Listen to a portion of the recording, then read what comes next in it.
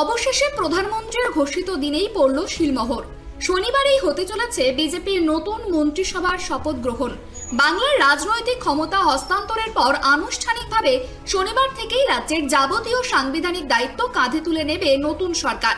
ভোটের ফল প্রকাশের সন্ধ্যায় দিল্লিতে বিজেপির সদর দপ্তর থেকে রবীন্দ্র জয়ন্তীতে বাংলায় মন্ত্রিসভার শপথের দিন হিসাবে ঘোষণা করে দিয়েছিলেন প্রধানমন্ত্রী নরেন্দ্র মোদী। প্রধানমন্ত্রীর কথা মতোই আগামী 9 মে 25শে বৈশাখ ব্রিগেড প্যারেড গ্রাউন্ডে সকাল 10টায় হবে রাজ্যের নয়া মুখ্যমন্ত্রীর শপথ গ্রহণ অনুষ্ঠান। এই মেগা অনুষ্ঠানের প্রস্তুতি খতিয়ে দেখতে বুধবার দুপুর 3টে নাগাদ নবান্নে পৌঁছন শ্রমিক ভট্টাচার্য। তার সঙ্গে ছিলেন কেন্দ্রীয় পর্যবেক্ষক সুনীল বনসল, জ্যোতির্ময় সিং মাহাতো এবং সৌমিত্র খা। ব্রিগেডের শপথ গ্রহণ অনুষ্ঠানের প্রস্তুতি সংক্রান্ত বিষয়ে তারা রাজ্যের মুখ্য সচিব দুষ্মন নারিয়ালার সঙ্গে দীর্ঘ আলোচনা করেন। এছাড়াও শুক্রবার সন্ধ্যায় বিজেপি বিধায়কদের গুরুত্বপূর্ণ বৈঠক ডাকা হয়েছে বলেও জানিয়েছেন শ্রমিক ভট্টাচার্য। নবান্নের আগেও এসছি, তবে আজকের অনুভূতি সম্পূর্ণ ভিন্ন। আজকে এসছি আমাদের সরকার, মানে শ্যামাপ্রসাদের মাটিতে শ্যামাপ্রসাদের সরকার তৈরি করার প্রস্তুতি নিতে।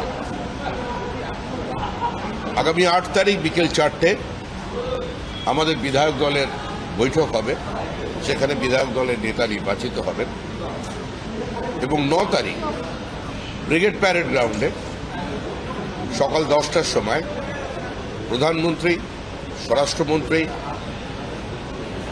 বিজেপির আরও সিনিয়র নেতৃবৃন্দ এবং সমস্ত রাজ্যের যারা মুখ্যমন্ত্রী আছেন, এনডিএ শরিকদেরও যারা মুখ্যমন্ত্রী আছেন, তারা সকলে উপস্থিত থাকবেন আশা করা যাচ্ছে। এবং এছাড়াও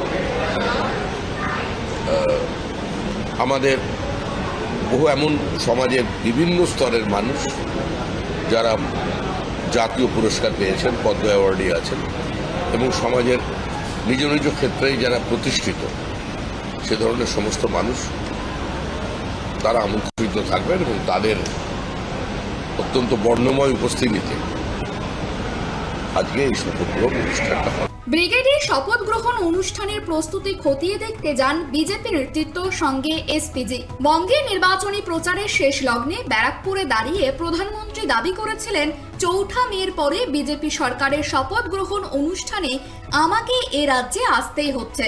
একই রকম ভাবে আসার কথা দিয়েছিলেন অমিত শাহ। দীর্ঘ চড়াই উতরাই কাটিয়ে বাংলার মসনদে এখন বিজেপির রাজ। তবে কে হবে নতুন মুখ্যমন্ত্রী? শুভেন্দু অধিকারী নাকি অন্য কেউ? তা নিয়ে কৌতূহল এখনো তুঙ্গে। শেষ মুহূর্তের চমক জিয়েই রেখেছে গেরুয়া শিবির, যার অপেক্ষায় এখন গোটা Bangla. Bureau report, KTV Bangla.